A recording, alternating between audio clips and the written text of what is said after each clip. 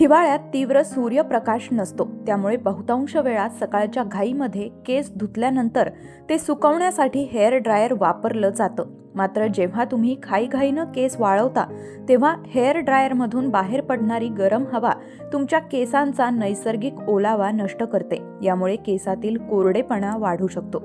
ज्या महिला नियमितपणे हेअर ड्रायर वापरतात त्यांच्या केसांना अधिक नुकसान पोहोचतं. उष्णतेमुळे केसांच्या क्युटिकल्सवर गंभीर परिणाम होतो, ज्यामुळे ते निस्तेज आणि कोरडे दिसतात.